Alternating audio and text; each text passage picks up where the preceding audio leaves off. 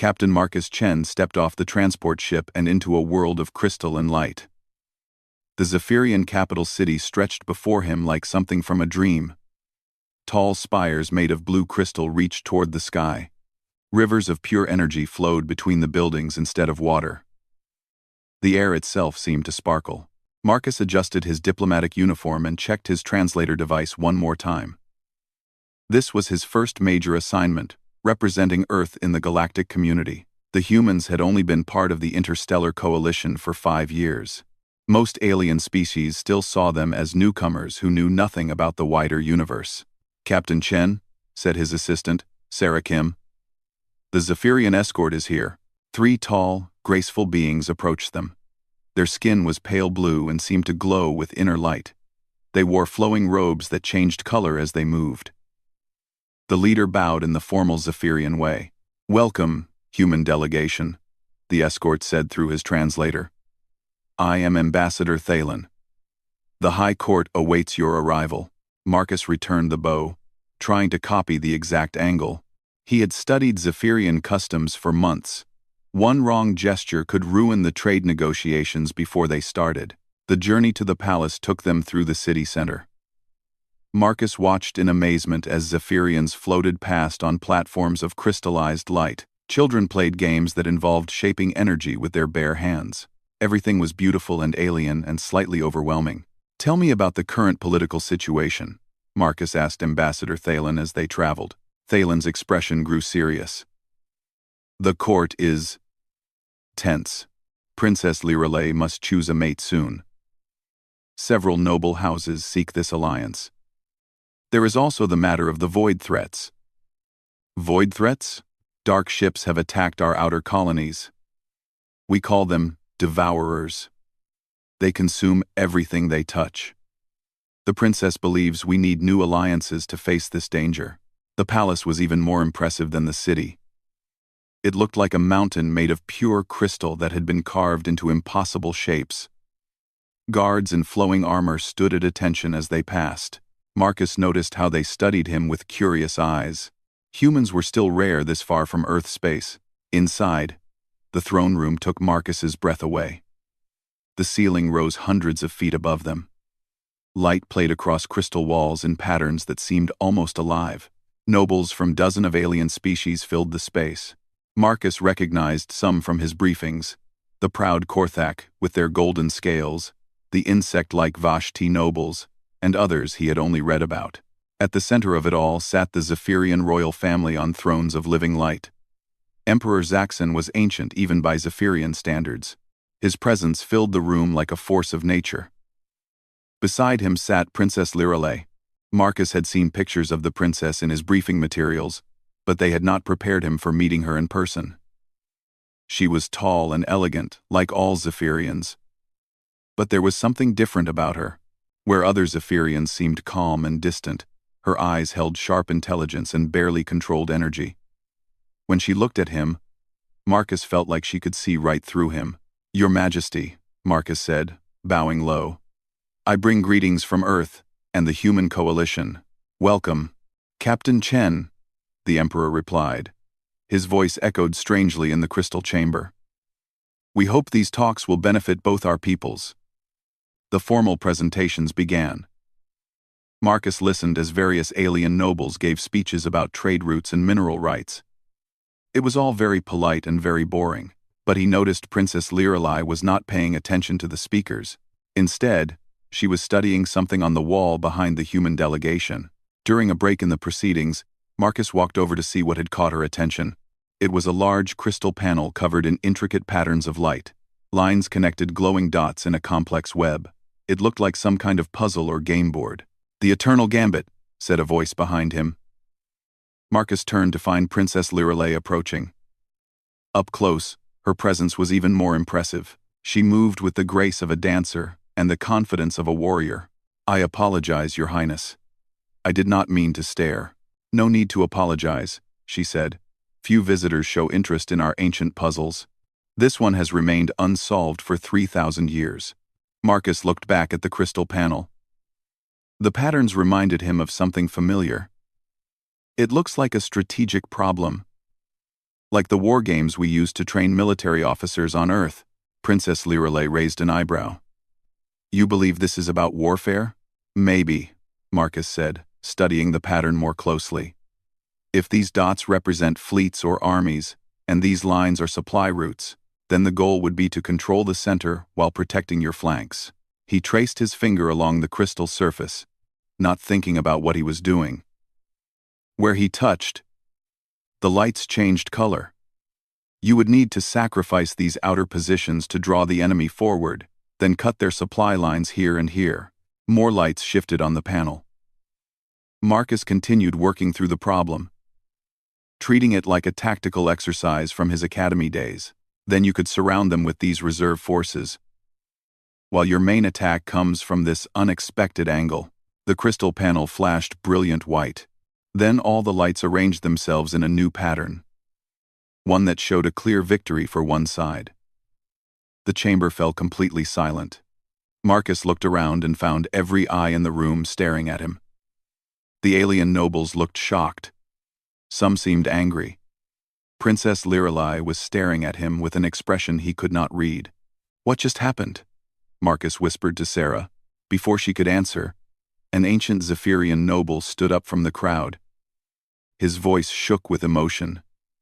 The prophecy. He has solved the eternal gambit. The chamber erupted in noise. Aliens were talking rapidly in 12 different languages.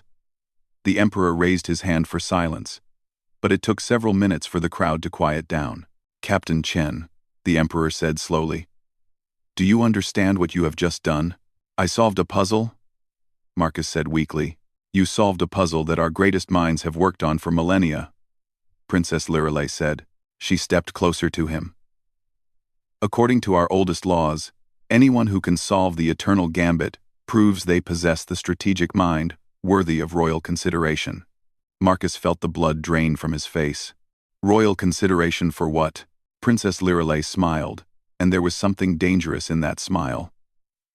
For marriage, Captain Chen, you have just proven yourself a potential consort to the throne of Zephyr. The chamber erupted in chaos again. Marcus stood frozen in place, realizing that his simple curiosity about an alien puzzle had just changed his life forever. Marcus spent the night in the royal guest quarters, but he did not sleep. His mind kept going back to the moment when the crystal puzzle had flashed white. One simple mistake had turned a routine diplomatic mission into something that could affect the future of 2 entire species. Sarah paced back and forth across their shared sitting room. This is a disaster, she said for the 10th time. Earth Command is going to lose their minds when they hear about this. Maybe it does not mean anything, Marcus said, though he did not believe his own words. Maybe it is just an old tradition that nobody takes seriously anymore. You saw how those nobles reacted, Sarah replied. This is very serious to them. A soft chime announced a visitor at their door. Marcus opened it to find Ambassador Thalen waiting outside. The Zephyrian diplomat looked tired and worried. Captain Chen, Thalen said. The princess requests your presence at the morning court session. There are developments you should know about. Marcus dressed in his formal diplomatic uniform and followed Thalen through the crystal corridors of the palace. Along the way, Thalen explained what had happened during the night. 3 noble houses have filed formal protests, Thalen said. They claim that allowing an alien to compete for the princess's hand violates ancient bloodline laws. Lord Korthak Vexiton is particularly angry. His son was considered the leading candidate for marriage. What does the princess think about all this? Marcus asked. Thalen paused before answering. Princess Lirelei is difficult to predict. She has always been independent-minded. Some say too independent for a royal heir. They entered the throne room to find it more crowded than the day before. News of the humans' puzzle-solving had spread quickly through the capital. Nobles from across the empire had come to witness whatever would happen next. Marcus took his place with the human delegation, trying to ignore the stares from hundreds of alien eyes. Some looked curious, others angry, and a few seemed amused by the situation. Emperor Zaxxon entered the chamber with great ceremony, followed by his daughter. Princess Lirelei wore formal court robes that sparkled like stars. She carried herself with the confidence of someone who knew exactly what she planned to do. "We gather today to address the matter of the Eternal Gambit," the Emperor announced. "Ancient laws must be respected, but so must the stability of our empire." A tall figure stepped forward from the crowd of nobles. This was Lord Vexitan, the Korthak diplomat Thalen had mentioned. His golden scales gleamed in the crystal light, and his voice carried the authority of someone used to being obeyed. "Your Majesty," Lord Vexitan said, "with great respect, this situation is unacceptable. For 3,000 years, only pure Zephyrian bloodlines have been considered worthy of royal marriage. This human is an alien. He knows nothing of our ways, our honor, or our traditions." Murmurs of agreement came from several noble groups. Marcus felt his stomach tighten as more aliens stepped forward to voice their objections. "The human's lifespan is barely a century," said a Vashti noble. "How can such a short-lived creature understand the long-term needs of an empire that measures its history in millennia?" "And a day. Furthermore," added another voice, "humans are known for their violent nature. They are warriors, not diplomats. What kind of alliance could possibly benefit from such a union?" Marcus wanted to defend his species, but diplomatic protocol required him to remain silent unless directly addressed by the royal family. He watched as more nobles joined the chorus of complaints against him. Through it all, Princess Lirelei remained perfectly still on her throne.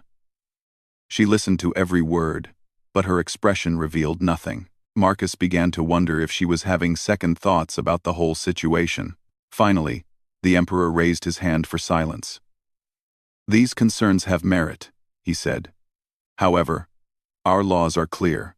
The one who solves the Eternal Gambit cannot be dismissed without proper consideration." "Then let us test him properly," Lord Vexitan declared. "If this human truly wishes to court our princess, let him prove his worth through the traditional trials. When he fails, as he surely must, this matter will be settled." The Emperor looked at his daughter.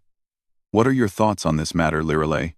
For the first time since entering the chamber, Princess Lirelei stood up. The crystal throne room fell completely silent. She walked down the steps from the royal platform until she stood in the center of the chamber, where everyone could see her clearly. "I have listened to these objections," she said, her voice carrying clearly through the vast space.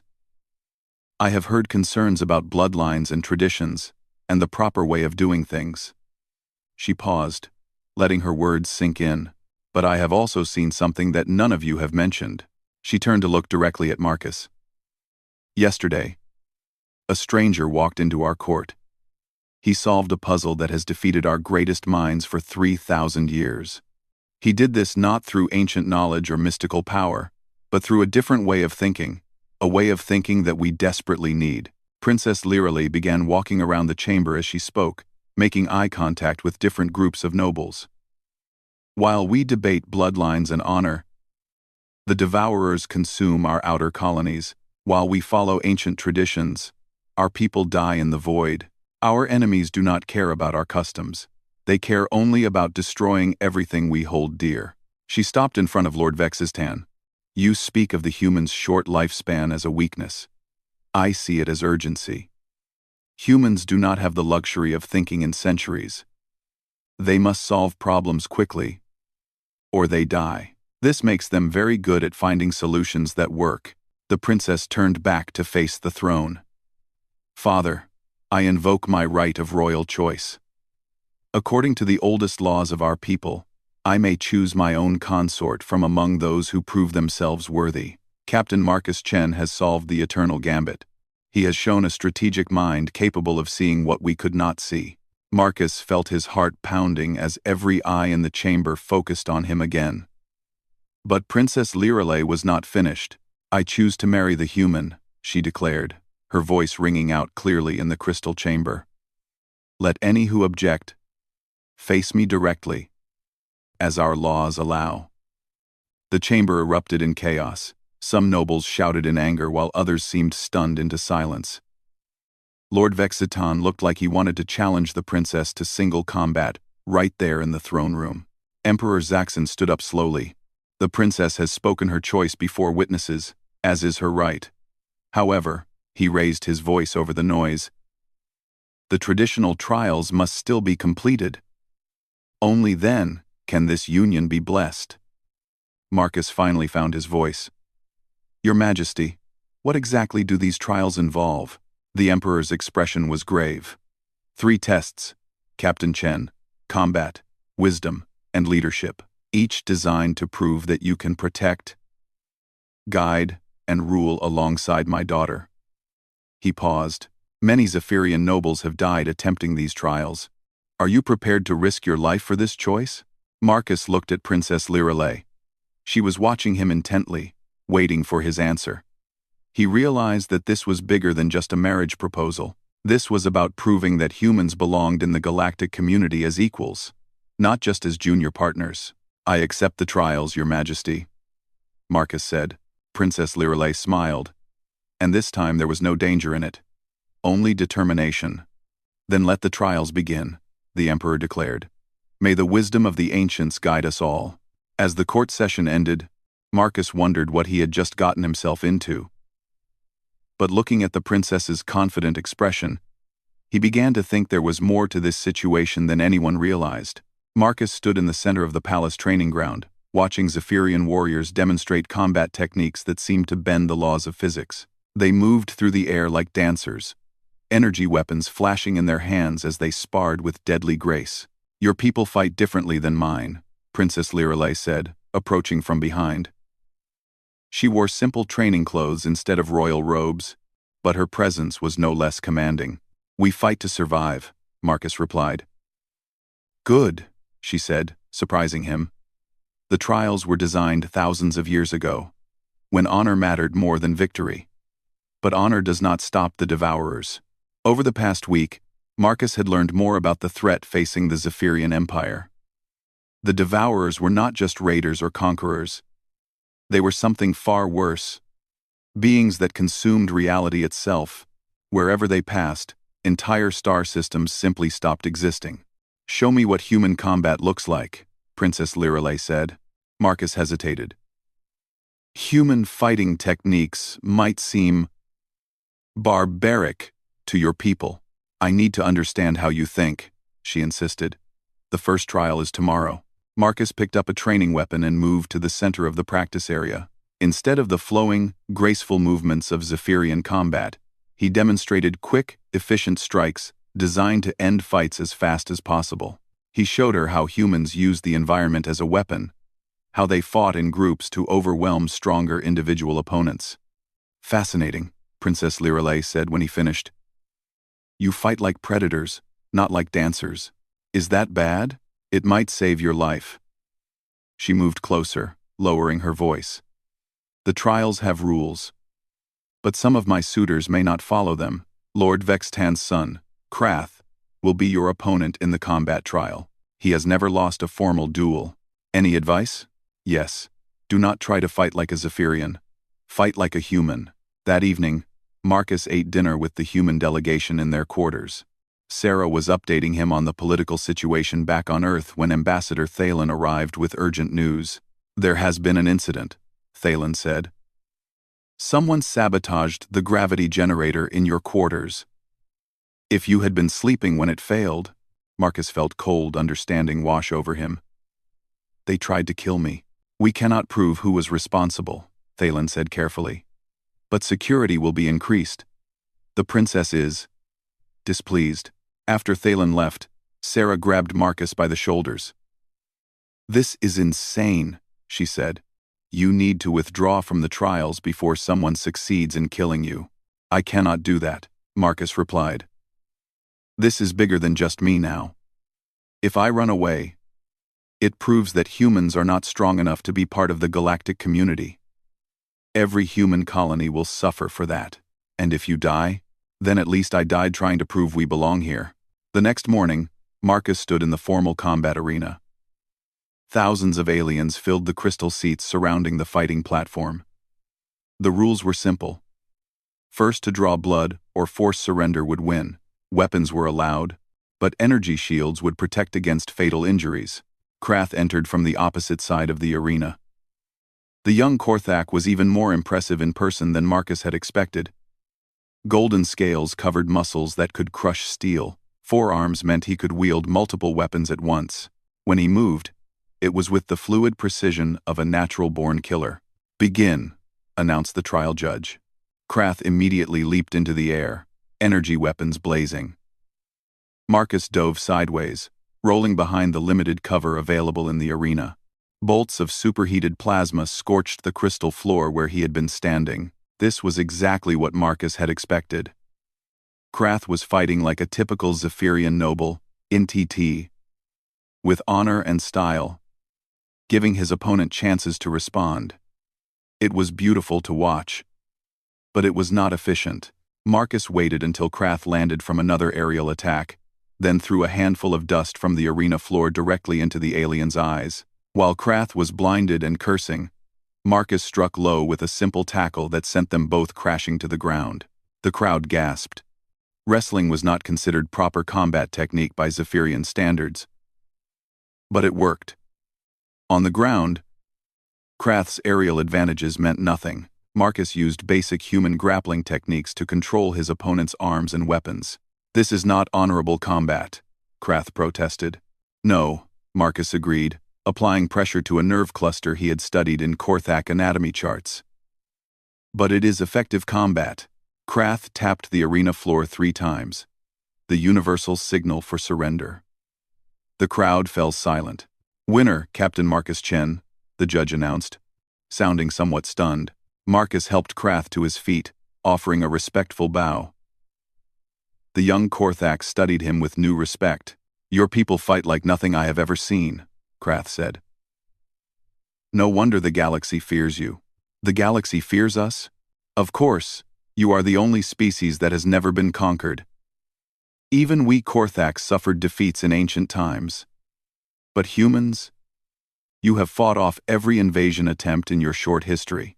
That afternoon, Princess Lirelei found Marcus resting in the palace gardens. She sat beside him on a crystal bench, surrounded by floating flowers that chimed softly in the breeze. "The combat trial went well," she said, "though some nobles are calling your victory dishonorable." "I noticed." Lord Vextan looked ready to challenge me himself. "He may yet. But first, you face the trial of wisdom tomorrow." She turned to look at him directly. "Tell me, Marcus, what do you know about the Devourers?" Marcus repeated what he had learned from briefings, that they were mysterious raiders attacking outer colonies, that they seemed to consume energy and matter, that traditional weapons were ineffective against them. "That is the public story," Princess Lirelei said. "The truth is worse. The Devourers do not just destroy, they unmake. When they finish with a star system, it is as if it never existed. No wreckage, no traces, no memories, except for those who were not there when it happened. That is impossible. We thought so too. Until we lost 3 entire systems in the past year." She stood up and began pacing. "Our greatest military minds have studied this threat for decades. Every strategy we try fails. Every weapon we build proves useless. We are losing, Marcus, and we do not even understand what we are fighting. Why are you telling me this?" "Because I need someone who thinks differently than we do. Someone who is not trapped by our traditions and assumptions." She stopped pacing and faced him. "I did not choose you just because you solved an ancient puzzle. I chose you because my people need new ideas if we are going to survive." That night, Marcus dreamed of darkness consuming entire worlds. He woke up with a new understanding of what was at stake. This was not just about marriage or politics. The future of the galaxy might depend on whether humans could bring something new to the fight against an impossible enemy. The trial of wisdom would test more than just his intelligence. It would test whether human thinking could save an empire that had forgotten how to adapt. The next morning, as Marcus prepared for the second trial, he found a message slipped under his door. It was written in basic Earth script. "Withdraw now, or the next sabotage will not fail." Marcus crumpled the message and threw it away. Whoever was trying to stop him did not understand humans very well. Threats just made them more determined to prove their enemies wrong. "Let them try," Marcus said to himself. "They are about to learn why humans never stay conquered." As he walked to the trial chamber, Marcus felt the weight of two species' futures on his shoulders. But for the first time since arriving on Zephyr, he was beginning to think he might actually have a chance to prove that humans belonged among the stars. The trial of wisdom took place in the ancient library of the Zephyrian court. Marcus sat at a crystal table surrounded by floating holographic displays, showing complex mathematical equations, historical scenarios, and theoretical problems that had challenged Zephyrian scholars for generations. "You have 6 hours to solve as many challenges as possible," the elderly trial master explained. "Each problem builds on the previous ones. Most candidates solve perhaps 3 or 4 before running out of time." Marcus studied the first problem, a resource allocation scenario involving trade routes between 17 different star systems. The Zephyrian approach would be to optimize each route individually for maximum efficiency. But Marcus saw it differently. Instead of treating each route as separate, he looked at the whole network as a single system. He drew connections between seemingly unrelated routes, creating redundant pathways that would keep trade flowing even if individual routes were disrupted. It was the same thinking humans used for supply lines during wartime. Always have a backup plan. The trial master watched in fascination as Marcus solved problem after problem using approaches that had never occurred to Zephyrian minds. Where they sought perfect solutions, Marcus looked for practical ones. Where they valued elegance, he chose effectiveness. "Remarkable," the trial master murmured as Marcus finished the 9th problem in 4 hours. "You solve these not as puzzles to be admired, but as real situations requiring action." "That is how humans think," Marcus replied, starting on the 10th problem. "We do not have time to find perfect solutions. We find solutions that work, then improve them later." By the end of 6 hours, Marcus had solved 14 problems, more than any candidate in recorded history. But he knew the real test was still coming. The third trial, leadership, would take place during an actual crisis. As if summoned by fate, alarms began ringing throughout the palace just as the wisdom trial ended. Princess Lirelei burst into the library with urgent news. "The Devourers have arrived," she announced. "A vanguard force has appeared at the edge of our system. Our outer defense fleets are moving to engage." The trial master looked confused. But the leadership trial was scheduled for tomorrow. "The universe does not follow our schedules," Marcus said, standing up. "Your Highness, I request permission to observe the defense operations. If I am to lead, I need to understand how your military thinks." Princess Lirelei led him to the palace command center. The crystal chamber was filled with floating displays, showing the space around Zephyr. Marcus watched in horror as Zephyrian warships engaged the Devourer vessels. The enemy ships looked wrong somehow. They seemed to absorb light instead of reflecting it, creating holes in space that hurt to look at directly. When Zephyrian energy weapons hit them, the blasts simply vanished, as if they had never existed. "Our weapons have no effect," reported Admiral Six then from the flagship. "The enemy is advancing on our second defensive line." Emperor Zaxxon stood at the center of the command chamber, his face grave. "Continue the attack. Perhaps concentrated fire will penetrate their defenses." Marcus watched 3 more squadrons of Zephyrian fighters disappear without a trace. The Devourers were not just winning, they were erasing their opponents from existence. "Stop," Marcus said quietly. "What?" Princess Lirelei asked. "Stop the attack," Marcus said louder. "You are sending your people to die for nothing." The command center fell silent. Emperor Zaxxon turned to stare at the human who had just told him how to run his military.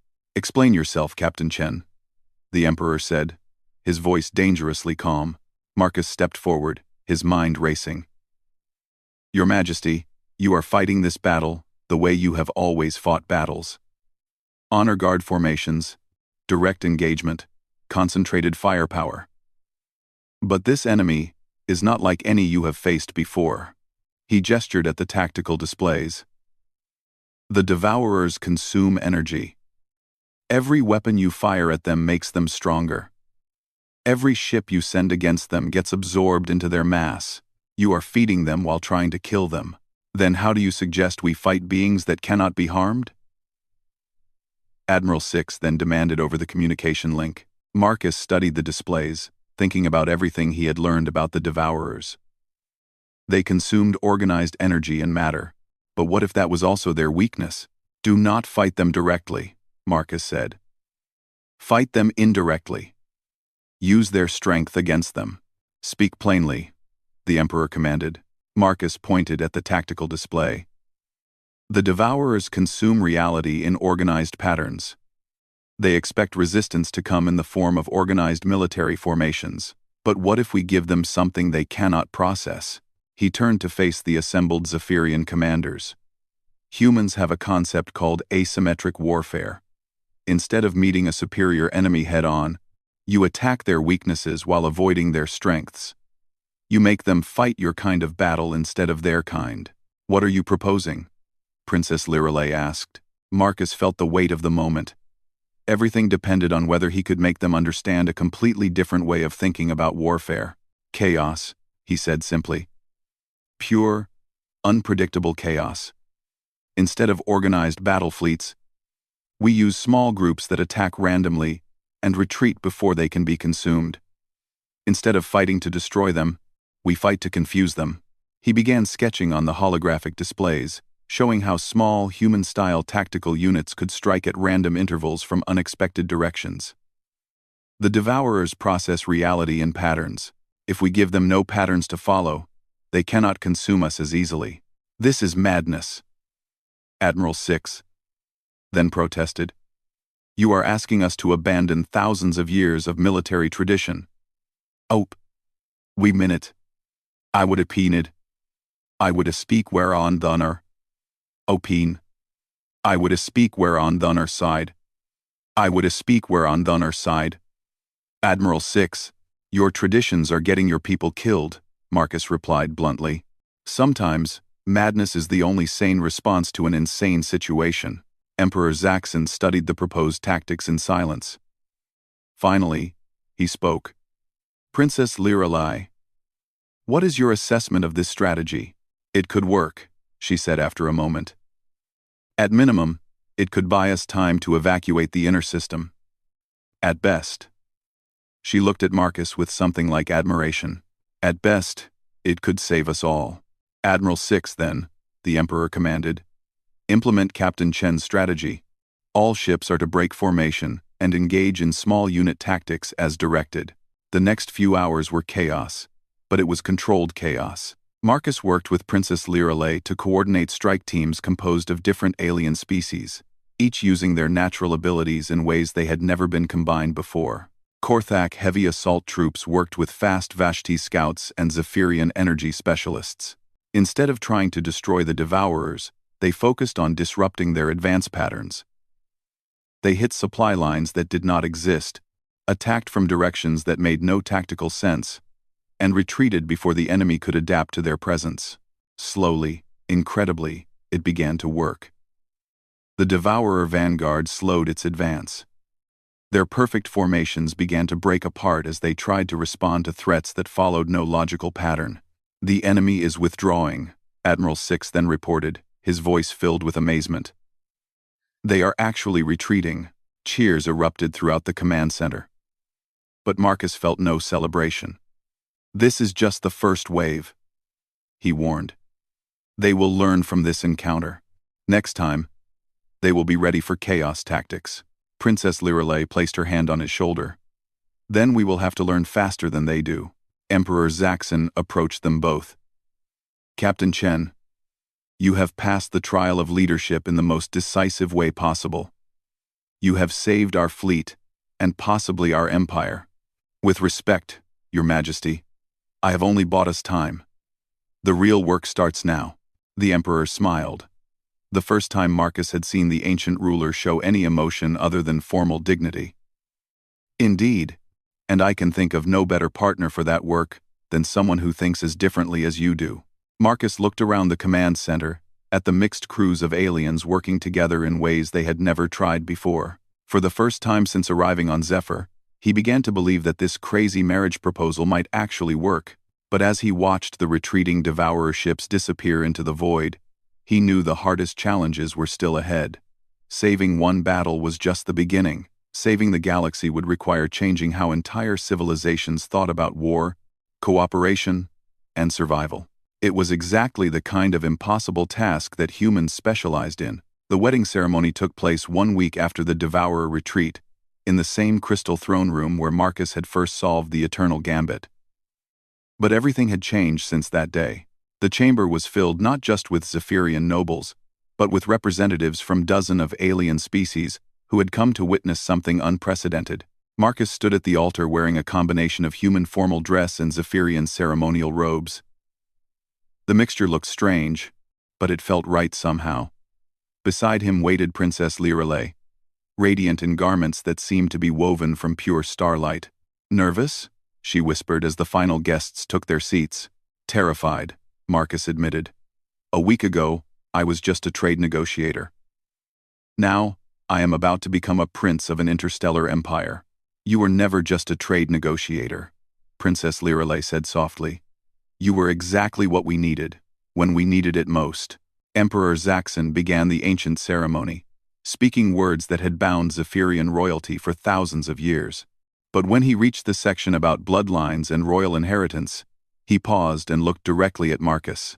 "Today we add new words to an old ceremony," the Emperor announced. "We speak not just of bloodlines, but of the bonds between different peoples. We celebrate not just the joining of two individuals, but the birth of a new kind of alliance." The vows themselves were a mixture of human and Zephyrian traditions. Marcus promised to protect Princess Lirelei and her people with all his strength. She promised to stand beside him as they faced whatever challenges awaited them. When they exchanged rings, hers made of crystallized light, his forged from metal taken from a human warship, the chamber erupted in celebration. But the real work began after the ceremony ended. In the days following the wedding, Marcus found himself thrust into a role he had never imagined. As Prince Consort, he was expected to help govern an empire that spanned dozens of star systems. More importantly, he was tasked with building the new defensive network that had emerged from the Devourer crisis. The war room in the palace had been redesigned completely. Instead of the formal, hierarchical command structure the Zephyrians had used for millennia, Marcus had created something that looked more like organized chaos. Representatives from different species worked together in mixed teams, sharing information and developing strategies that combined their unique abilities. "The Korthak heavy cruisers will anchor the outer defensive line," Marcus explained to a gathering of military commanders. "But instead of fighting in traditional formation, they will be paired with Vashti scout ships and human stealth vessels. When the Devourers appear, the scouts identify their patterns.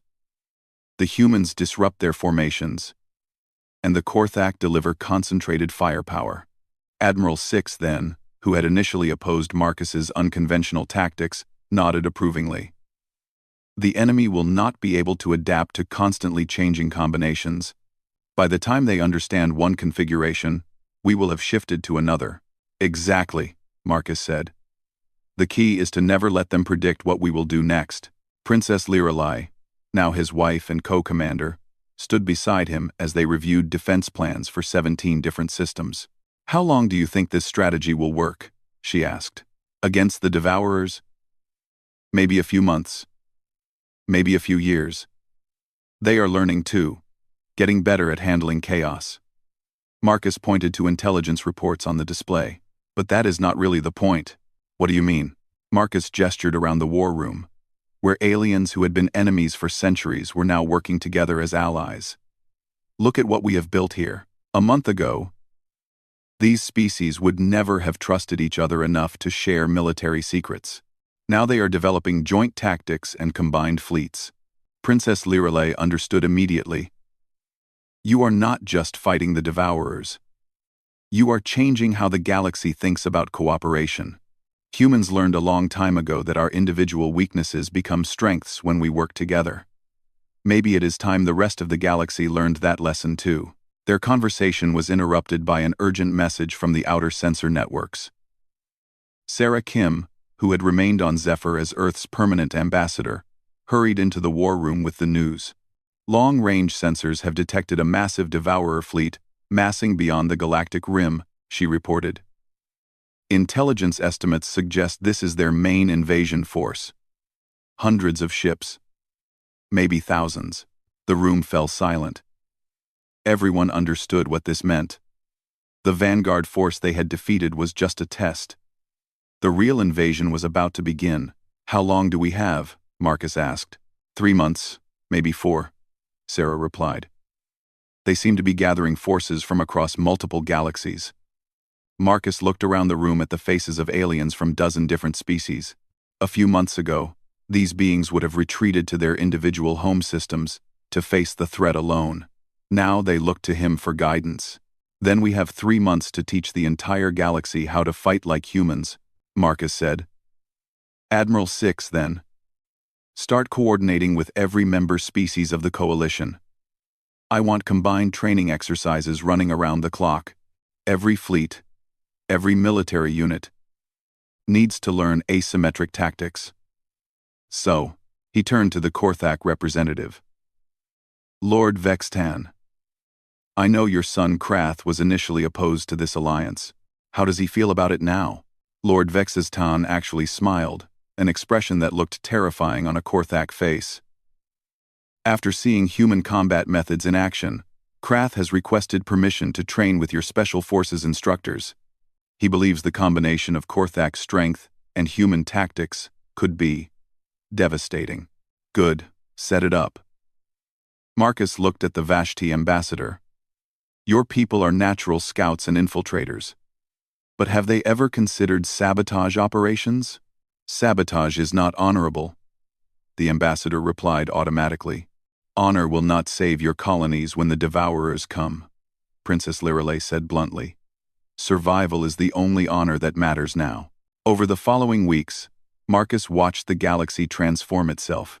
Species that had maintained rigid military traditions for millennia began experimenting with human concepts like guerrilla warfare, combined arms tactics, and irregular operations. The results were sometimes chaotic, often dangerous, but always innovative. The humans provided more than just tactical advice. They brought a fundamental change in thinking that spread throughout the alliance. Instead of seeing differences between species as weaknesses, they began seeing them as opportunities. Instead of trying to fight like their ancestors, they started fighting to win. 3 months later, when the main Devourer fleet finally arrived, they faced something they had never encountered before. Instead of the predictable, honorable resistance they had overcome in other galaxies, they found pure, organized chaos. Human-trained Vashti infiltrators sabotaged Devourer supply lines that should not have existed. Korthak heavy assault troops launched surprise attacks from directions that made no strategic sense. Zephyrian energy specialists combined their abilities with alien technologies to create weapons that followed no known scientific principles. And coordinating it all was a network of communication and command that adapted faster than the Devourers could process. Every time the enemy figured out one pattern of attack, the alliance shifted to something completely different. The war lasted 6 months. When it ended, the Devourer fleet was not destroyed. It was confused into retreat, unable to comprehend an enemy that refused to follow any logical rules of engagement. Marcus stood on the balcony of the royal palace, looking out at the crystal city of Zephyr. Beside him, Princess Lirelei held their newborn daughter, a child who would grow up in a galaxy where cooperation was stronger than any individual species' power. "Do you think we have really won?" she asked. "For now," Marcus said. "The Devourers will be back eventually, and they will have learned from this defeat. But so will we. The alliance we built is stronger than any enemy, because it can change faster than they can adapt." He looked down at their daughter, who had inherited her mother's luminous skin and her father's stubborn expression. She will grow up in a galaxy where being different is considered a strength, not a weakness, where working together is more important than ancient traditions. Princess Lirelei smiled. "What do you think she will accomplish? Knowing humans and Zephyrians? Probably something that will terrify us and save the galaxy at the same time." As the binary suns of the Zephyr system set behind the crystal spires, Marcus reflected on the strange journey that had brought him here. A simple trade mission had become a royal wedding, which had become a galactic alliance, which had become something entirely new. The galaxy was no longer a collection of isolated species competing for resources. It was a single, chaotic, beautiful community of different peoples working together toward a common goal. It was messy and complicated and frequently insane, In other words, it was perfectly human, and for the first time since leaving Earth, Marcus felt truly at home among the stars.